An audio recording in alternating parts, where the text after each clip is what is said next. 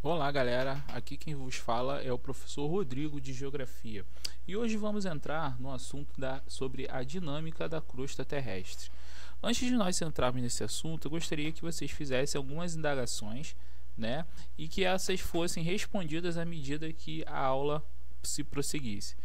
Umas indagações que eu vou fazer são bem tranquilas, como por exemplo, vamos pensar, por que existem vulcões ativos em países como Islândia, Japão, Indonésia, mas não no Brasil? Por que locais como Chile, os Estados Unidos e a China sofrem com o mesmo tipo, né, de evento da natureza, que são os terremotos, abalos sísmicos, enquanto na África do Sul e no próprio Brasil a gente não sofre? Por que o Japão sofre tanto com as tsunamis enquanto no Brasil nós não temos? Né?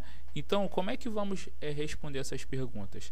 Vamos responder essas perguntas através, né, da dinâmica da crosta terrestre. Como vocês já devem saber, a crosta terrestre ela é fragmentada em partes, né? Ou seja, a teoria mais assentável que até hoje a gente estuda são as teorias da placa tectônica, né, onde elas vão se mover. Mas antes de chegar nesse ponto, existiu uma teoria, né, que ela foi criada, apresentada ao mundo em 1912. E que teoria é essa? A teoria da deriva continental. Né? Eu gostaria que vocês, nesse primeiro momento, analisassem essa figura aqui comigo e reparassem em duas coisas que estão, né, que vão ser chaves, vamos dizer, argumentos e evidências para comprovar essa teoria. Né, que é um fóssil na mão de um pesquisador e na outro lado do outro pesquisador um mapa. Né? A gente vai entender daqui a pouco o porquê disso.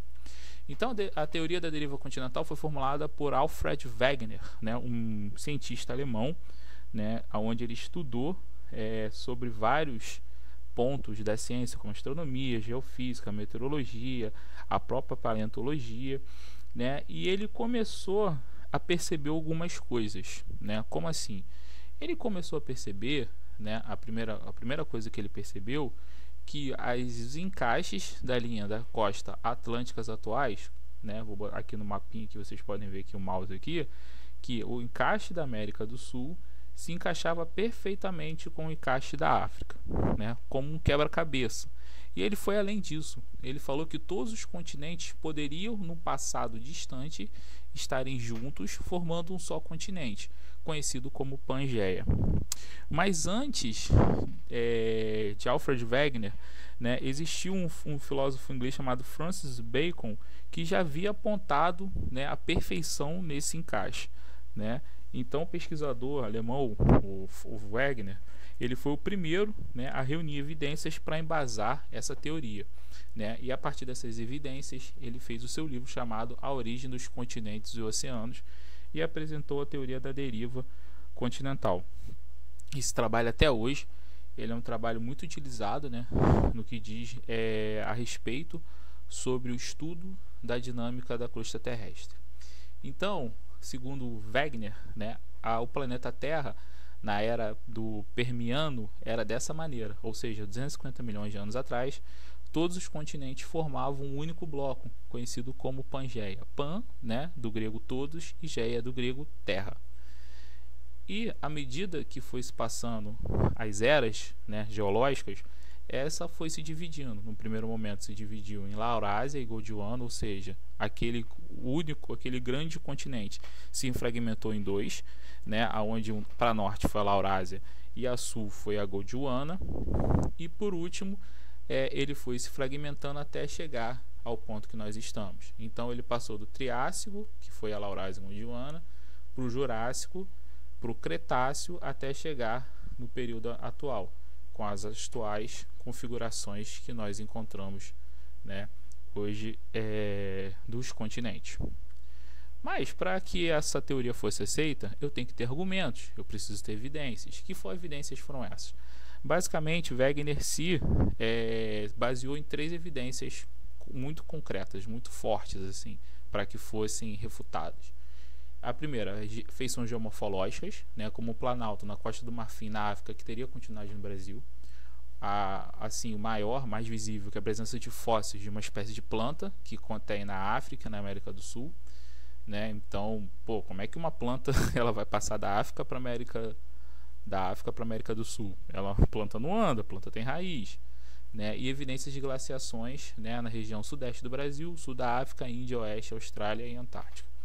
Aqui então, nesse próximo mapa, eu coloquei para vocês um pequeno, vamos dizer, resumo, mais uma imagem do que foi bem que o Wegener estudou, né? Onde nós estamos vendo a América do Sul, a África, Índia, Antártica e a Austrália.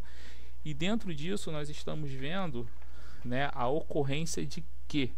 Nós estamos vendo a ocorrência de espécies que se encontravam, né, nessas regiões desses continentes. Por exemplo, a espécie dessa samambaia que eu falei no slide anterior, né, a Glossopteris, que foi encontrada no sul de todos os continentes. Então isso é uma evidência que todos eles estavam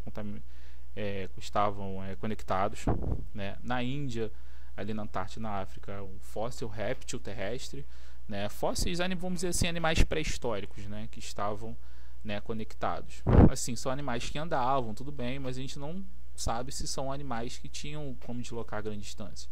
Mas uma planta, né, a teoria ela fica bem sustentada em cima disso, tá bom? O único problema que houve com o Wegener é que ele não soube explicar como os continentes foram se deslocando ao passar do tempo. Então essa teoria de Wegener, por muito tempo, ela não que foi refutada, mas ela foi alvo de melhores estudos até chegar no ponto atual. Com o fim da Segunda Guerra Mundial, né, vamos assim dizer, até então aparelhos que eram movidos, né, com fins militares passam a ser utilizados por pesquisadores. E um desses aparelhos são radares, sonares, né, que começavam a monitorar o fundo do oceano, né, para defesa de ataques submarinos de inimigos, essa coisa toda. E a partir disso, esses radares e sonares, eles começaram a mapear o relevo, né, do oceano. E eles viram, né, nesse relevo do oceano, encontraram uma dorsal mesoatlântica, que a gente vai ver isso daqui agora, daqui a pouco, né? Essa dorsal mesoatlântica, eles viram que tinha rochas mais antigas. Então essa descoberta, né, ela foi evidência de uma outra teoria que a gente vai entrar agora, que é a teoria das placas tectônicas. O que são as placas tectônicas? Essa teoria da placa tectônica, ela vem preencher a lacuna da teoria da deriva continental, ou seja, Wegener sabia que os continentes estavam unidos, mas que, com o passar do tempo, esses continentes foram, né, se deslocando, chegando à configuração atual, ou seja, se separando. Então, Wegener não sabia explicar como isso acontecia, tá? Então, a partir das placas tectônicas, que foi a teoria mais aceita, que data do ano de 1968, e fez uma toda, né, revolução no estudo da geologia do planeta. Ou seja, o que são essas placas tectônicas? Vocês estão observando aí nessa figura no nosso mapa aí algumas linhas, né? Então vamos memorizar essas linhas aí. Então o que são as placas tectônicas? Basicamente, as placas tectônicas seriam peças de quebra-cabeça, né? Ou seja, eu pegava a litosfera é dividida, né, toda rachada, vamos assim dizer, e elas vão se encaixando, esses pequenos pedaços, né, fraturados, vão se encaixando, formando um imenso quebra-cabeça, tá? Então a litosfera, ela vai ter a parte superior, que é a crosta, que é onde nós vivemos, e a parte mais interior, né, mais interna, é composta por rocha. Então a crosta não vai ter uma medida única, né? Ou seja, as oceânicas elas vão ter 5 a 10 km, ou seja, elas vão ser menos espessas, enquanto a continental ela vai ter de 25 a 50 km, né? Então elas vão ser mais espessas, tá bom? Então as placas tectônicas vão ser isso, né? Vão ser essas divisões aí da crosta terrestre, né? Ou seja, da litosfera, da parte superior, que é a crosta.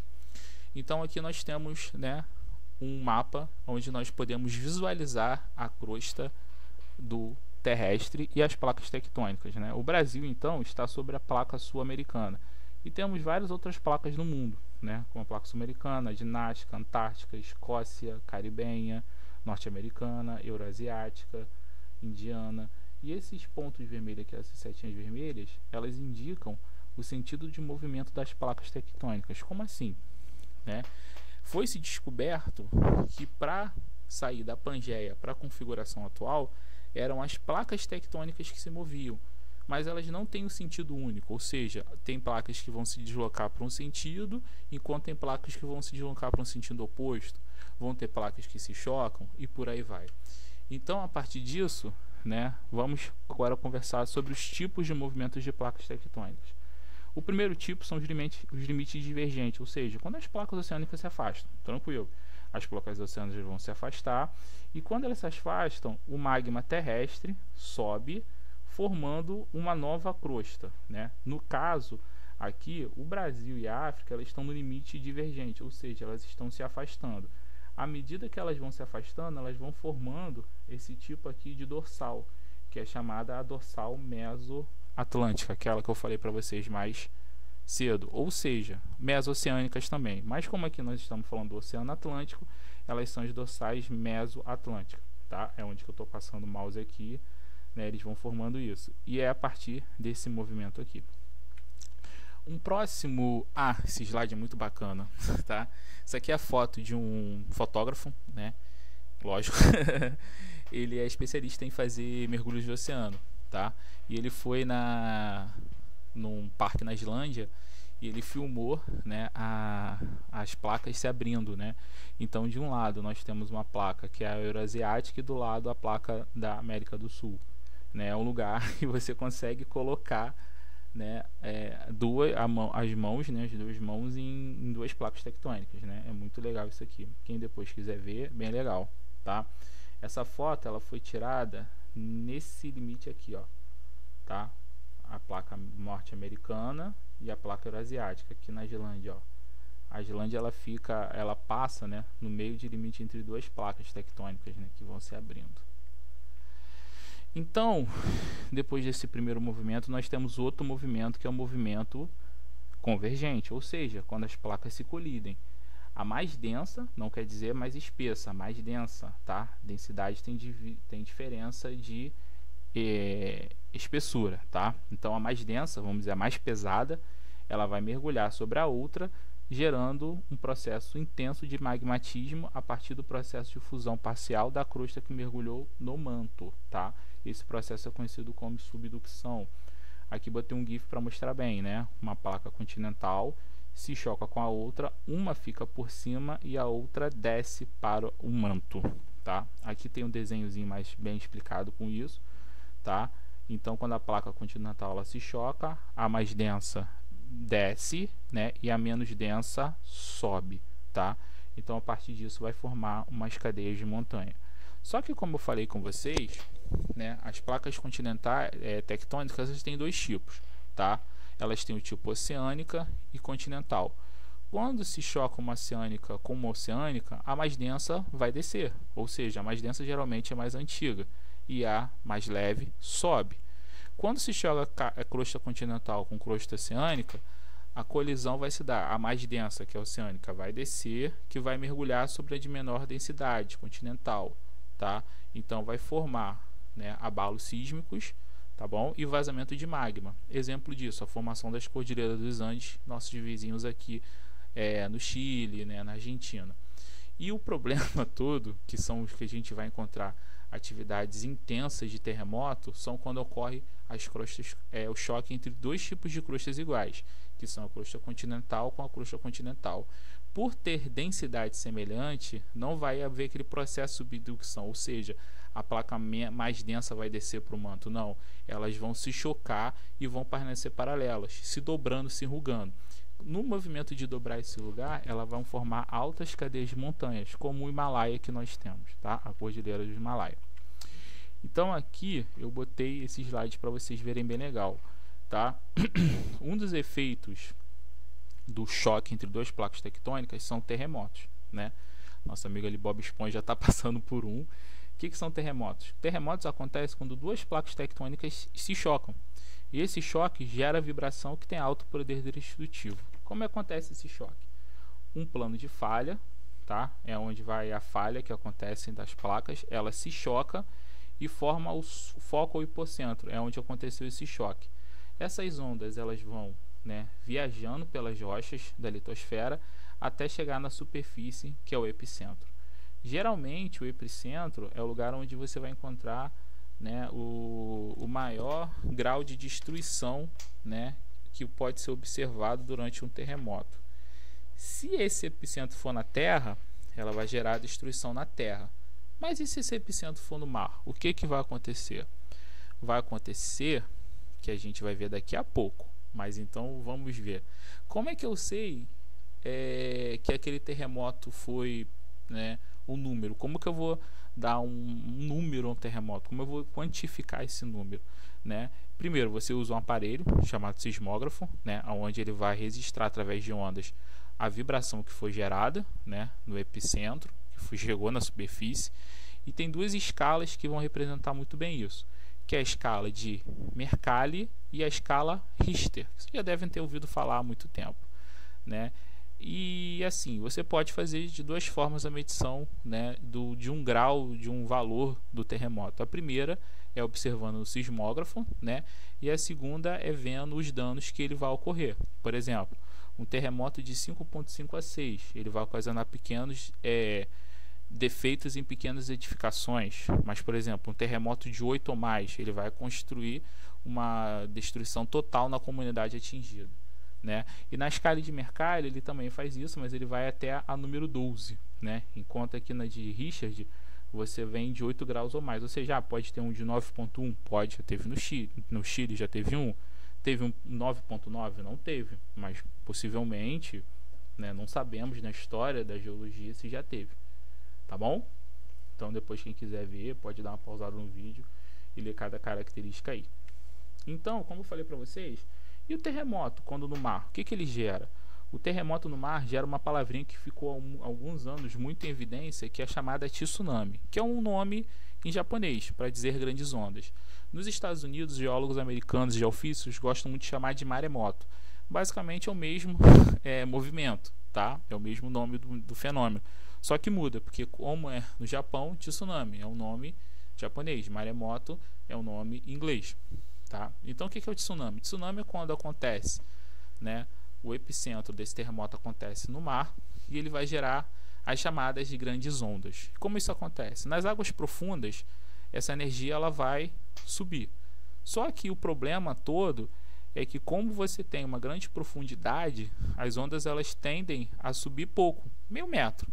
Mas o problema é que ela vai, à medida que ela vai chegando à costa, né, a profundidade vai diminuindo e a onda tende a aumentar, né, ficar grande, né, ficar um tamanho considerável, muito grande e com bastante velocidade.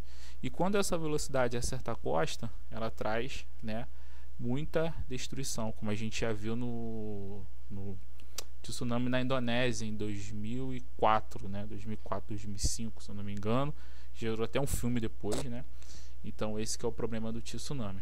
E essas ondas do tsunami, elas vão, assim vamos dizer, viajando pelos oceanos, né? Então aqui nós vemos, por exemplo, um tsunami que aconteceu no Japão, as ondas de energia vão viajando, que acerta o Havaí, acerta a Papua Nova Guiné, a Nova Zelândia, o Chile. Por exemplo, hoje no dia que eu estou gravando esse vídeo, aconteceu um terremoto no Alasca que gerou, né, um alerta de tsunami para toda a costa, né, oeste dos Estados Unidos, né, a costa oeste, né, Califórnia, por aí tudo, né, porque pode acontecer um tsunami ali.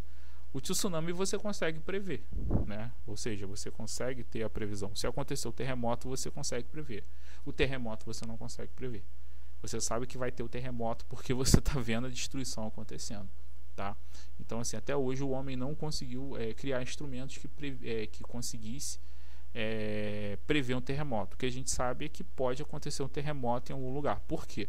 Voltando àquela parte lá do nosso mapinha, o que vai acontecer?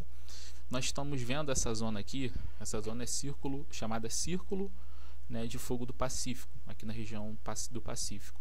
Vocês estão podendo perceber que as setinhas aqui elas estão se encontrando, né? Se encontram aqui elas se separam, aqui elas se chocam, né? Então o que vai acontecer? Essa zona ela é conhecida pela sua intensa atividade, né, sísmica, é a zona mais ainda em plena atividade sísmica, né, do mundo. Então ali acontecem muitos tremores, muitos terremotos, né, e são onde lugares onde você vai ver várias vezes a ocorrência de tsunami, porque as ondas ali elas estão em intensa tensão, e isso vai fazer com que gere, né, tensão e terremotos ali naquele lugar. Tudo bem, galera? Alguma dúvida? Lembrando que qualquer dúvida depois vocês podem deixar no comentário, que eu terei o maior prazer em responder. Então, depois do movimento das placas tectônicas, continuando ainda, né, depois do limite convergente, nós temos o limite conservativo. Isso é bem tranquilo. As placas elas deslizam lateralmente em relação à outra. Não há processo de subducção, não há processo de destruição, né, ou geração de uma crosta, mas há terremotos sim, tá?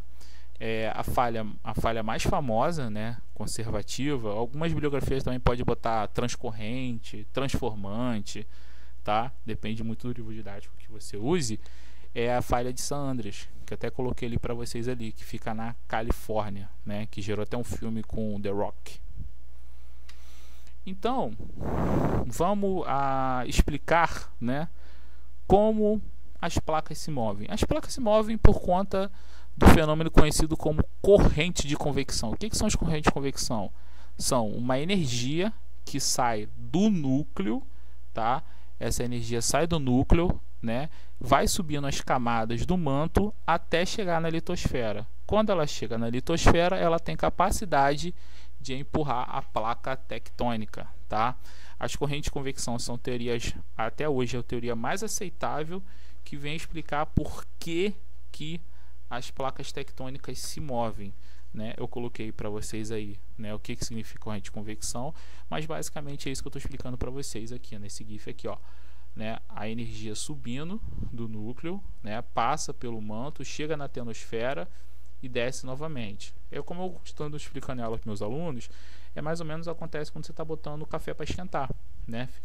Você bota água para esquentar e fica aquelas borbulhas, né, saindo, ou seja, né, o quente, né, a água esquenta, ela sobe, né, e esfria, sobe e esfria, sobe e esfria, por isso que gera aquelas borbulhas, né, ficam borbulhando a água para você fazer o café. Basicamente é isso que é a corrente de convecção. E depois entramos no vulcanismo, né, ou seja, o vulcanismo o vulcão, assim dizer, é uma parte na fissura na crosta terrestre que se comunica com as câmaras magmáticas. Aqui eu coloquei para vocês um esquema de um vulcão, né, onde você tem a câmara magmática, né, que é o lugar onde o manto expele e chega, né, na superfície através da cratera. A cratera, por sua vez, libera o material piroclasto, que é o manto, que é o magma, perdão. Só que, por exemplo, existem vulcões que não espalham somente lava. Tem vulcões que expelem cinzas, gases e outros tipos de materiais, rochas, tá, incandescentes. E existem, eu não coloquei isso aqui, mas por exemplo, existem vários tipos de erupções vulcânicas. Existem erupções vulcânicas que são, né, a nível catastrófico mesmo, né? Aconteceu, se não me engano, na Costa Rica, que matou muitas pessoas, né? Porque além da fumaça que foi jogada, pedras também. E tem o caso de Pompeia, né? Pompeia, quem depois quiser estudar sobre Pompeia, né? Em Nápoles, né? O vulcão, que eu esqueci o nome agora lá, né? É o vulcão Vesúvio, né? O vulcão Vesúvio, tá? Quem quiser depois explicar sobre a explosão que houve no vulcão Vesúvio, que simplesmente devastou a cidade de Pompeia, tá? Na Itália. Hoje é conhecida também como cidade de Nápoles, tá bom? Então aí no lado aí eu botei para vocês a ocorrência de vulcões ativos no mundo, né? Aqui na América do Sul temos vulcões ativos, sim, ali no Chile, né? No Equador, tá? Ali, né, na Bolívia, né? Se a gente vai ali, quem quiser ir conhecer os vulcões ali pode conhecer, tá bom? Os vulcões também, eles não só trazem, vamos dizer assim, pontos negativos, mas também trazem coisas positivas também. Por exemplo, lugares onde aconteceu o derrame de lava são lugares onde você tem uma grande fertilização do solo, ou seja, né, lugares para fazer água termais, né, como os geysers, né, aquela questão das águas termais. Por exemplo, lugares como aqui no Brasil, que a gente tem a terra roxa, né, que são rochas são provenientes de derramamento de magma, são solos extremamente férteis, tá? Mas eu gostaria de entrar com vocês, antes de nós fechar a aula, sobre os chamados hotspots. O que são hotspots? Né? Como eu falei para vocês, os vulcões são encontrados em áreas de encontro de placas, mas também surgem no encontro de placas. É o caso do hotspot, né? Que forma uma ilha muito famosa que é chamada, né, as ilhas do estado do Havaí, né? O Havaí não é um país, é um estado norte-americano, né, que é dos Estados Unidos, que fica no Oceano Pacífico. E ali o que acontece? O magma ele sobe na crosta, acaba, vamos dizer, derretendo essa crosta, formando fraturas. E essas pequenas fraturas fazem com que o magma ele chegue à superfície. Esse magma, né, ele chegando à superfície, ele vai se depositando, se esfriando e formando, né, ilhas vulcânicas. Então você vai encontrar bastante ilhas vulcânicas. E à medida que a placa vai se movimentando, esse ponto quente vai se movimentando as fraturas. Então você vai ver a formação de diversas ilhas, né? Então nós vamos aqui, ó, as mais antigas é a Mihal, de 5 a 6, né, milhões de anos, e a mais, né, vamos dizer assim, recente são as do Havaí, né, com 0,7 a 0 milhões de anos. E tem umas novas se formando, como o Kilauea, né, aqui, ó, a Mauna Loa e por aí vai, tá? Em áreas divergentes também da Islândia também, tá? Na Islândia você tem um ponto quente ali, né, onde a placa tectônica ela está se distanciando e do nada, né, do nada assim, não do nada, mas assim a placa vai se distanciando e ela vai, né, jogando a magma para o alto. E aqui deixo vocês com essa bela imagem, né, de um vulcão em erupção. Gostaria de agradecer, né, a você que viu esse vídeo.